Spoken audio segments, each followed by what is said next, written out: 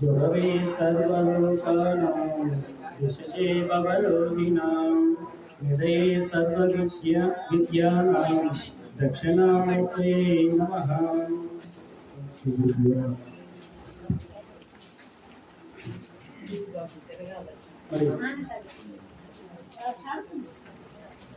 ఈ యొక్క మరి కృష్ణమూర్తి గురువు గారి యొక్క ఆరాధనకి ఇచ్చేసినటువంటి పెద్దలు గురుదేవులు, మరి అలాగే మా సోదర ఆత్మబంధువులందరికీ హృదయపూర్వక ధన్యవాదాలు తెలియజేసుకుంటూ, ఇక్కడ మనం ఇంతటి కార్యక్రమం చేసుకుంటున్నామంటే మరి మహాత్ముల యొక్క పుణ్యభాగ్యం వలనే అది సాధ్యమవుతుంది.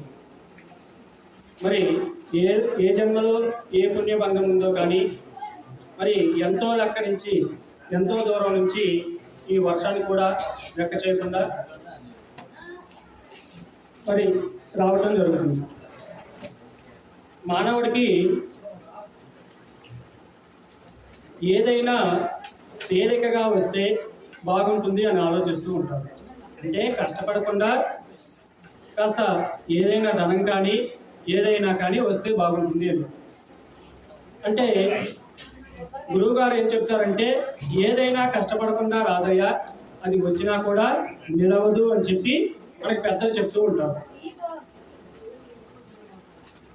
మరి మానవుడు ఎంత గొప్పవాడంటే, సర్వలక్షణములు సాధింపగా చూసు దివిని భూమిని కలుప దివిన చూసు కానీ తనను తాను తెలియ తలపెట్టడు దిడుడు కాళికాంబ హంస కాళికాంబ అన్నాడు. మరి ఎన్నో రైలు కనిపెడతాం కానీ, విమానాలు కనిపెడతాం కానీ, ఎన్నో ఫోన్లు కనిపెడతాం కానీ, గొప్ప గొప్ప విషయాలని ఎన్నో కనిపెడతాడు. అలాగే చంద్రమండలంలోకి ప్రయాణం చేసి అక్కడ ఉండటానికి కూడా యోగ్యమయ్యేటట్టు కూడా చూస్తూ ఉన్నాడు. కానీ తనలో ఉండేటువంటి ఆత్మతత్వాన్ని మాత్రం తెలుసుకోవటం చేత కాదు అని చెప్పి బ్రహ్మం గారు మనకి చెప్తూ ఉన్నారు. మరి అలా తెలుసుకోవాలి అంటే మనకి ఎవరు అవసరమై అంటే గురువు గారే అవసరం. మరి గురుసేవ చేసినప్పుడే మనకి అటువంటి భాగ్యం కలుగుతుంది. గురుసేవ 4 రకాలుగా అంగ, స్థాన, భావ, ఆత్మ శుశ్రూషులు. మరి ఈ 4 శుశ్రూషులు మానవుడు గురుసేవగా చేస్తే ఆ గురువు అనుగ్రహం వల్ల ఏదో కొంత మన పుణ్యం వల్ల కొంత ఈ యొక్క ఆధ్యాత్మికతలో నడవడం మనకి గొప్ప వరంగా దొరుకుతుంది. ఈ జీవితాన్ని పండించుకోవటం గురుసేవలో జరుగుతుంది. అందుకని ఎంతమంది ఈ యొక్క భాగ్యాన్ని ఉపయోగించుకుంటున్నారంటే, లౌకిక ప్రపంచానికే ఎక్కువగా మానవుడు మొగ్గు చూపుతూ ఉంటాడు. మరి ఈ గురుసేవలో ఎంతమంది తరిస్తున్నారు అంటే ఏదో కొంతమంది మాత్రమే తరించడం జరుగుతుంది. మామూలుగా గురువు వద్దకు ఎందుకు వెళ్తారా అంటే, ఏదైనా కలిసి వస్తుందేమో, మరి గురువు గారిని చేరితే ఏదైనా ధనం వస్తుందేమో అని చెప్పి గురువు గారి దగ్గరికి వెళ్తూ ఉంటారు. మనం వెళ్ళేదంటే రామకృష్ణ పరమహంసంగా ఉన్నటువంటి రోజుల్లో వివేకానందుడు కూడా గురువు గారి దగ్గరికి వెళ్ళాడు. ఏమని అడుగుతున్నాడయ్యా అంటే, అయ్యా భగవంతుడిని మీరు చూసారా? మరి చూస్తే మీకు కనపడ్డాడా? పోనీ నాకు చూపిస్తావా అని ఆయన అడుగుతూ ఉన్నాడు. అంటే ఆయన ఏమని సమాధానం చెప్తున్నాడు, అయ్యా నేను భగవంతుడిని చూస్తూనే ఉన్నాను. నువ్వు ఎలాగైతే ఉన్నావో అలాగే భగవంతుడిని కూడా నేను అలా చూసి మాట్లాడుతాను. నీతోటి ఎలాగైతే మాట్లాడుతున్నానో అలాగే మాట్లాడుతున్నాను అని ఆయన చెప్తున్నాడు. అయితే గురువు గారిని వివేకానందుడు ఒక రోజు తోటలో పనిచేసుకుంటూ ఉంటే ఒక మాట అడుగుతాడు. గురువుగారు ఏమని చెప్తున్నాడంటే, అయ్యా భగవంతుడు ఏదైనా లీలా వినోదంగా తన యొక్క మాయను ప్రదర్శిస్తూ ఉంటాడు. అంటే ఇది చెయ్యగలడు, అది చెయ్యలేడు అనేటువంటి భగవంతుడికి ఏమీ లేదయ్యా, ఏదైనా సాధ్యమవుతుంది అని చెప్పి అంటాడు. అంటే అప్పుడు వివేకానందుడు అడుగుతాడు, ఏమండి గురువుగారు, మరి మీరు చెప్తున్నారు కదా, మరి అది సాధ్యమే అయితే ఇప్పుడు ఈ గులాబీ మొక్క ఉంది, ఈ గులాబీ పువ్వు ఎర్ర పువ్వులు పూస్తుంది, మరి దీనికి వేరే రంగు అటువంటి పూలు పూస్తాయా, అది ఎలా సాధ్యమవుతుందా అని చెప్పి అంటాడు. అంటే అప్పుడు గురువు గారు కూడా మరి లోనికి వెళ్ళి ఆయన ప్రతిరోజు ఆ యొక్క కాళికామాతని దర్శనం చేసుకుని మరి ఆమెను అడుగుతాడు ప్రశ్నని, అమ్మా నరేంద్ర ఇలా అన్నాడు, మరి అది సాధ్యమేనా అని అడిగితే అప్పుడు అమ్మ అంటుంది, ఒరే వాడికంటే బుద్ధి లేదు, మరి నీకు కూడా లేదని చెప్పి అడుగుతూ ఉంటుంది. మరుసటి రోజు గురువు గారు వచ్చి, ఏమబ్బాయి నువ్వు చెప్పేయని అబద్ధాలు, మరి ఏదైనా జరుగుతున్నట్టు నువ్వు నమ్మట్లేదు అని చెప్పి ఆ శిష్యుడి మీద కేక వేయడం జరుగుతుంది. అప్పుడు గురువుగారు అలా తోటలో వెళ్ళి నడుస్తూ ఉంటే నిజంగానే ఆ కొమ్మకి 2 కొమ్మలు ఉంటే ఒక కొమ్మకి ఎర్ర పువ్వు, రెండో కొమ్మకి తెల్ల పువ్వు పూస్తుంది. అప్పుడు గురువుగారు చాలా ఆనందపడతాడు. ఏంటంటే మరి చూసావా, నేను భగవంతుడి యొక్క లీలా వినోదం ఎలాగైనా ఉంటుంది, ఆయన ఏదైనా చేయగలుగుతాడంటే నమ్మలేదు కదా, చూడయా మరి 2 పూలు పూసాయి అని చెప్పి ఆయన ఆనందంతో గంతులు వేస్తూ ఉంటాడు. అప్పుడు వివేకానందుడు అనుకుంటాడు, మరి గురువు గారు ఎంత హృదయంలో తెల్లనైనటువంటి మనసు కలిగినటువంటి గురువు గారు అని చెప్పి ఆయన ఏది చెప్పినా కూడా సత్యంతో సరిపోతూ ఉంటుంది. మరి ఆయన చదువుకున్నారా అంటే పెద్దగా చదువుకున్నటువంటి వ్యక్తి కూడా కాదు, కానీ ఆయన ఏది చెప్పినా కూడా ఆయన సరిపోతూనే ఉంటుంది. అంటే ఆయన ఒక బ్రహ్మజ్ఞానంతో ఏ మాట మాట్లాడినా కూడా వేదాల్లో ఉన్నటువంటి దానితోటి పోలికతోటి ఆయన అనుభవపూర్వకంగా చెప్పగలుగుతూ ఉన్నాడు. అందుకని ఇటువంటి గురువు గారు దొరకడం మనకి పుణ్యం కదా అని చెప్పి అనుకుంటూ ఉన్నాడు. మరి ఆయన భగవంతుని మరి నాకు చూపించగలరా గురువు గారు అని అడిగితే చూపిస్తాననే చెప్తాడు. అంటే ఎలాగయ్యా అని అంటే ఇప్పుడు మనకి ఒక ఇద్దరు స్నేహితులు ఉన్నారు. ఇద్దరు స్నేహితులుంటే ఆ మొదటి స్నేహితుడు బాగా ఉన్నటువంటి వ్యక్తి. ఆ ఉన్నటువంటి వ్యక్తి ఒక ప్యాలెస్ ఉంటుంది.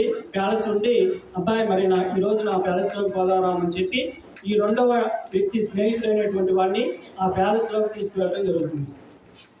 మరి తీసుకువెళ్ళిన తర్వాత ఆ ప్యాలెస్లోకి పోతే ఎన్నో గదులు, మరి ఆ గదులలోకి ఈ గదిలోకి వెళ్ళి అబ్బాయి నువ్వు నేను కాస్త పని ముగించుకొని ఒక 10 నిమిషాల్లో వస్తానని చెప్పి ఆయన వేరే గదిలోకి వెళ్ళి ఈ గదిలోకి వెళ్ళమంటాడు. ఈయన సరేనని చెప్పి ఆ గదిలోకి వెళ్ళి ఆ తలుపు తీసుకుని లోనికి వెళ్తే అంతా చీకటిగా ఉంటుంది, ఏమీ కనపడతలేదు. ఆ వెళ్లే ముందు ఆ అబ్బాయి ఏం చెప్పాడయ్యా మొదటి వ్యక్తి అంటే, ఈ గదిలో అన్ని సౌకర్యాలు ఉన్నాయి, అంటే టీవీ కానీ, ఫ్రిడ్జ్ కానీ, మరి డబల్ కాట్ మంచం కానీ, ఏసీ కానీ, అనేక రకాలైన మానవుడికి ఏం కావాలో ఈ వస్తువులన్నీ ఈ గదిలో ఉన్నాయ్యా, మరి నువ్వు వాటిని చక్కగా అనుభవించు, నేను కాస్త పని చూసుకొని వస్తానని వెళ్ళాడు. మరి అతనికి లోన తలుపేసుకోగానే ఏమన్నా కనపడ్డాయంటే ఏమీ కనపడలేదు. ఎందుకని కనపడలేదు? తనకి బాగా చీకటిగా ఉంది. ఆ తనకంటూ కూడా తను వేరుతోటి పొడుచుకుంటే ఆ వేరు ఎక్కడ ఉందో అనేటువంటి చూసుకోలేనటువంటి చీకటిగా ఉండటం చేత ఆ వస్తువులు చీకట్లో కనపడకుండా ఉన్నాయి. మరి కాసేపు ఇతను అనుకున్నాడు, మరి ఏమీ కనపడతలేదు, ఎందుకు వచ్చిన ద్వారా మరి ఏదైనా పడుచుకుంటే గాలికి దెబ్బ తగులుతుంది, మరి వస్తువులు నిజంగా ఉన్నాయో లేవో, మరి ఇతను ఏమైనా అబద్ధం చెప్పాడేమో, ఎందుకు వచ్చిన గోళే అని చెప్పి అతను ఆ తలుపు తీసుకొని బయటికి వెళ్తాడు. బయటికి వెళ్ళేసరికి ఇతను కాసేపు ఉన్న తర్వాత 10 నిమిషాల తర్వాత వస్తాడు. వచ్చి ఏమిరా లోనకి వెళ్ళావా అంటే లేదురా అంటాడు. మరి లోనకి వెళ్ళకుండా ఇప్పుడు దాకా ఏం చేస్తున్నావు అంటే వెళ్ళాడురా, ఏమీ కనపడలేదు నాకు, అందుకని ఎందుకు వచ్చిన గోళేమని నేను బయటకు వచ్చాను అంటున్నాడు. ఒరే నేను అన్నీ ఉన్నాయని చెప్పాను కదరా, మరి నీకేం లేవన్నా కనపడలేదురా అంటే నాకు కనపడలేదురా అంటాడు. సరే రామని చెప్పి అతను లోనికి తీసుకువెళ్ళి అక్కడ ఉన్నటువంటి ఆ గోడ మీద ఉన్నటువంటి స్విచ్ వేస్తే అప్పుడు ఆ చీకట్లో ఆ గదిలో ఉన్నటువంటి వస్తువులు కానీ అక్కడ ఉన్నటువంటి అతను ఏమైతే చెప్పాడో అవి మొత్తం అతనికి కనపడుతూ ఉంటాయి. ఎప్పుడు కనపడ్డాయి అంటే ఆ గదిలో లైట్ వేసినప్పుడు మాత్రమే అవి మొత్తం వస్తువులు కంటికి కనపడ్డాయి. మరి అప్పుడు దాకా ఆ వస్తువులు లేవా అంటే ఆ గదిలో ఉన్నాయి. మరి వెళ్ళినటువంటి వ్యక్తికి ఎందుకు కనపడలేదు అంటే మన కంటికి వెలుతురు ఉంటే తప్ప చీకటిలో ఏ వస్తువైనా కనపడదు. మరి కనపడనంత మాత్రాన లేవు ఆ వస్తువులని అనుకుందామా అంటే మరి ఇప్పుడు కనపడుతూనే ఉన్నాయి కదా, అంటే ఆ వస్తువులు లేదు అనడానికి అవకాశం లేకుండా ఉంది. అలాగనే గురువు గారు కూడా మనకి భగవంతుడు ఉన్నాడు, మరి వాడు దర్శించవచ్చు, నువ్వు చూడవచ్చు అంటే మరి చూడలేకపోవటానికి లోపం ఎవరిది? మనలో ఉన్నటువంటి లోపమే భగవంతుని చూడలేకుండా మనల్ని చేస్తూ ఉంది. హృదయంలో మరి ఖాళీగా ఉంటే భగవంతుడు నిలవటానికి అవకాశం ఉంటుంది. కానీ విషయ వాసనల చేత మన హృదయంలో మరి నిండా నింపుకొని ఎన్నో రకాల ఈ లోకంలో ఉన్నటువంటి విషయాల చేతనే మన మనసు నింపుకుంటే ఇక భగవంతుణ్ణి ఉండటానికి తావెక్కడ ఉంటుంది? మరి అలాంటప్పుడు మరి నువ్వు భగవంతుణ్ణి ఎలా చూడగలుగుతావు అంటే, మరి ఎలా చూడాలంటే భగవంతుడి యొక్క కృప కానీ లేదంటే గురువు గారి యొక్క కరుణ కానీ ఉంటే మాత్రమే నువ్వు భగవంతుని దర్శించగలుగుతావు. అది కూడా నీవు సేవ చేసినప్పుడు మాత్రమే, ఆ సేవకు మెచ్చి గురువు గారు నిన్ను అనుగ్రహించినప్పుడు మాత్రమే దర్శించగలుగుతావు. ఎలాగయ్యా అంటే భగవద్గీత మరి శ్రీకృష్ణ పరమాత్మ చెప్పాడు. ఎంతమందికి చెప్పాడు అంటే అర్జునుడికి మాత్రమే అక్కడ చెప్పాడు. కానీ అక్కడ ఎంతమంది ఉన్నారు? చాలామంది ఉన్నారు. మరి వాళ్ళందరూ ఎందుకు వినలేకపోయారు? అలాగే అర్జునుడికి విశ్వరూపం కూడా చూపించాడు. మరి వీళ్ళందరూ ఎందుకు చూడలేకపోయారు అంటే కృష్ణుడి యొక్క అనుగ్రహం చేత భగవంతుడు మరి నా శిష్యుడికి చూపించాలి అని ఆయన అనుగ్రహం చేత జ్ఞాన శిక్షను ఇచ్చి మరి అతనికి తన దర్శన భాగ్యాన్ని కలగచేసి భగవద్గీతను వినిపించడం జరుగుతుంది. అంటే మానవుడు ఎప్పుడు దర్శించగలుగుతాడయా అంటే తాను సేవ చేసి తరించినప్పుడు మాత్రమే, ఆ భగవంతుడి యొక్క అనుగ్రహం కలిగినప్పుడు మాత్రమే దర్శించగలుగుతాడు. అలాగే బ్రహ్మం గారు కూడా ఒకరోజు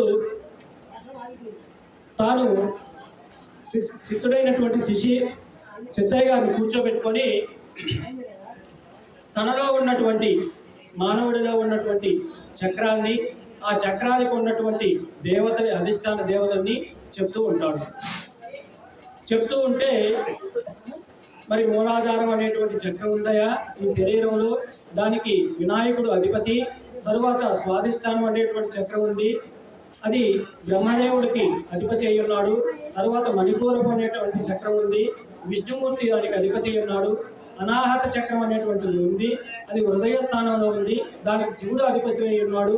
మరి కంఠస్థానమందు జీవుడు విశుద్ధ చక్రం అనేది ఉంది, దానికి జీవుడు అధిపతి అయి ఉన్నాడు. మరి ఆగ్నేయ చక్రం అని త్రికూటం మధ్యలో ఉంది, దానికి జ్యోతి అధిపతి అయింది. తర్వాత సహస్రారం అనేది ఉంటుంది, దానికి భగవంతుడు 1000 రేకుల పద్మంలో తాను ఎప్పుడు నివసిస్తూ ఉన్నాడయ్యా అని చెప్పి ఆ పరబ్రహ్మ జ్యోతి ఉన్నాడని చెప్పి చెప్తూ ఉన్నాడు. మరి ఇక్కడ శిష్యుడు అయినటువంటి సిద్ధయ్య గారు సేవ చేసినందువల్ల ఆయన చెప్తూ ఉంటే ఆయన యొక్క భాగ్యం వల్ల ఇది మొత్తం దర్శిస్తూనే ఉన్నాడు.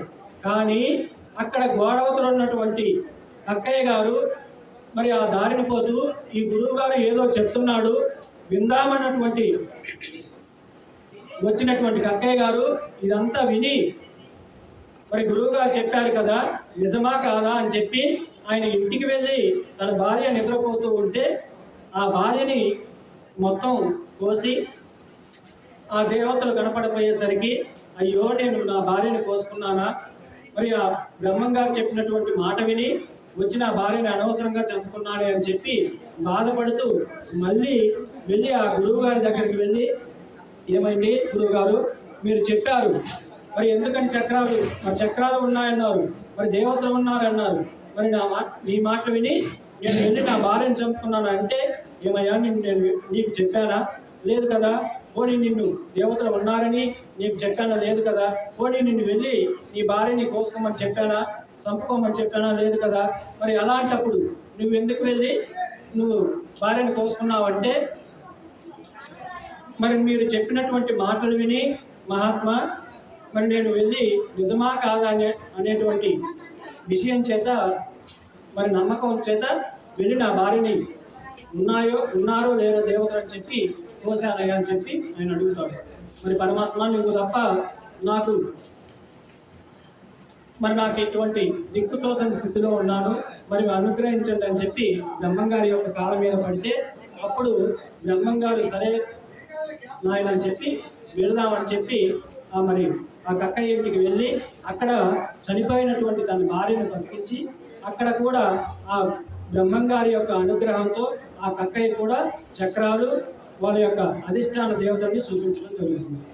అంటే మరి ఎక్కడ ఉన్నాడని భగవంతుడు చూపిస్తున్నారా అంటే నువ్వు నీలో కనుక నువ్వు చూసుకోగలిగితే సర్వదేవతలకు సదనమ్ము దేహము గుడులకేగి పాటు పడగనేలా నేను చందు నిలుసును బ్రహ్మము కాళికాంబ అంశ కాళికాంబ అని బ్రహ్మం గారు నిరూపణ చేశారు. అంటే ఈ యొక్క దేహం మరి అందరి దేవులకి నిలయమై ఉన్నదగా మరి ఎక్కడికో ఎందుకు వెళ్ళి మరి చూడాలనుకుంటావు, నీలో ఉన్నటువంటి భగవంతుని చూడగలిగితే నువ్వు ధరించగలుగుతావు అని చెప్పి బ్రహ్మంగా చెప్పారు. మరి అందుకు ప్రహ్లాదుడు కూడా చెప్తాడు ఏమంటే తండ్రితోటి ఆయన అందుకలడు ఇందుకలడని సందేహము వడదు చక్రి సర్వోపగతుడు ఎందెందు వెతికి చూసినా కూడా అందంతే కలడు దానవాగ్రజ నీ వింటే అని అంటాడు. అంటే ఇక్కడ ప్రహ్లాదుడు కూడా ఏం చెప్తున్నాడు అంటే ఎక్కడో వెతకాల్సినటువంటి పని లేదు, లోపల ఉన్నవాడు ఆయనే, బయట ఉన్నవాడు ఆయనే. మరి ఎక్కడో అంతటా ఉన్నవాడు వాడైనప్పుడు మరి చూడగలిగినటువంటి శక్తి నీలో ఉంటే వాడు ఎక్కడైనా ఉన్నాడు అని చెప్పి ప్రహ్లాదుడు చెప్తున్నాడు. సిద్ధయ్య గారు కూడా ఏమంటారంటే లోపల వెలుపల ప్రాపుగా వెలిగే ఆపజ్యోతివి మనసా అని చెప్పి మనకు చెప్తూ ఉన్నాడు. ఆయన లోపల ఉన్నాడు, బయట ఉన్నాడు. మరి లోపల ఉన్నటువంటి జ్యోతిని మనం తెలుసుకోలేక, ఉన్నటువంటి భగవంతుని మనం తెలుసుకోలేక ఎక్కడో భగవంతుడు ఉన్నాడు, మరి ఎన్నో పుణ్యక్షేత్రాల్లో భగవంతుడు ఉన్నాడని మనం వెళ్తూ ఉన్నాము. మరి ఇటువంటి వాటి వల్ల మరి ధనం ఖర్చు పెట్టుకోవడమే కానీ మనశ్శాంతి అక్కడ ఏమీ దొరకదయా. అందుకని నీలో వెలిగేటువంటి శివుణ్ణి నువ్వు లోకన్నా ముని అవుతావు అని చెప్పి మనకు బ్రహ్మం గారు చెప్పడం జరుగుతుంది. మరి బాగానే ఉంది.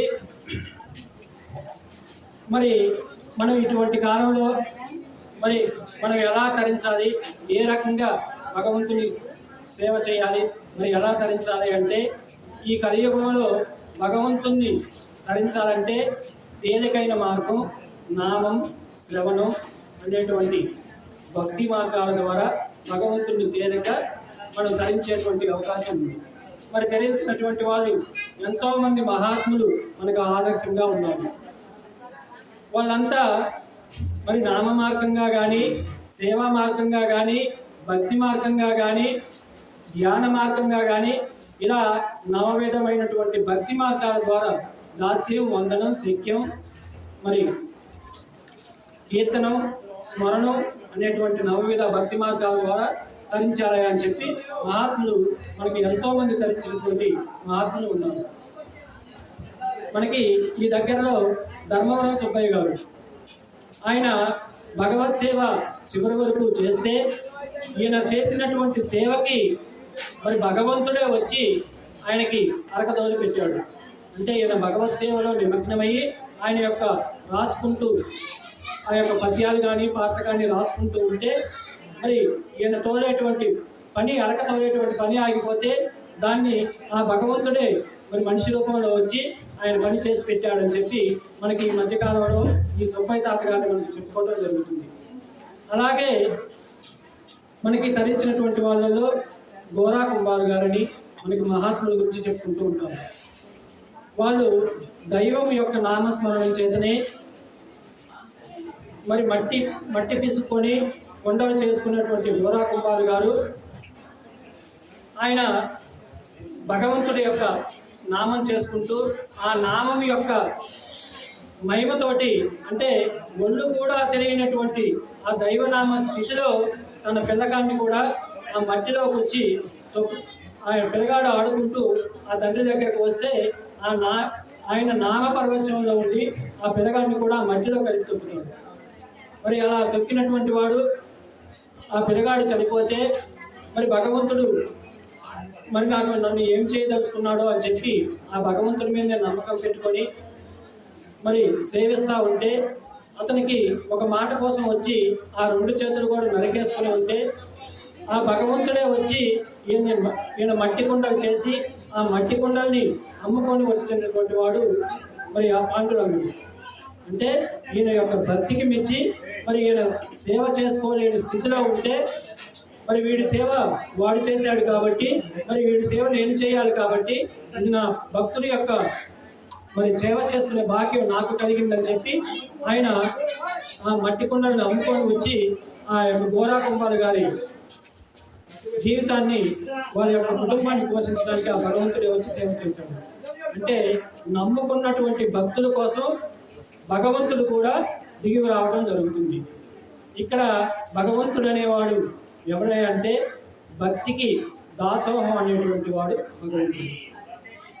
భక్తుడు నాకు భగవంతుడు కావాలి అని ఒక్కసారి అనుకుంటే ఆ భక్తుడు భగవంతుడు వారిగా మారితే ఆ భక్త సులభుడైనటువంటి భగవంతుడు మరి భక్తుడి యొక్క సేవ కోసం భక్తుడి యొక్క పని కోసం వచ్చి సేవ చేసి తరించేటువంటి వాడు భగవంతుడు. అలా తరించినటువంటి వాళ్ళలో ఎంతోమంది మహాత్ములు ఉన్నారు. అందుకనుక మనం అటువంటి మహాత్ముని ఎందరినో ఆదర్శంగా తీసుకొని మరి గురువు గారు అయినటువంటి మనకి దర్శన భాగ్యంగా మనకి గురువులు ఎంతోమంది మరి వచ్చి మనం సేవ చేసుకునేటువంటి భాగ్యాన్ని కలిగించారు. అందుకని మనమంతా కూడా ఆ గురువు గారు చెప్పినటువంటి మార్గంలో నడుచుకుంటూ మరి గురుసేవ చేసుకుంటూ జీవితాన్ని ధన్యాన్ని చేసుకోవాల్సిందిగా కోరుకుంటూ ఆ గురుదేవుని యొక్క కరుణా కటాక్షము మన మీద ఎల్లవేళలా ఉండాలని కోరుకుంటూ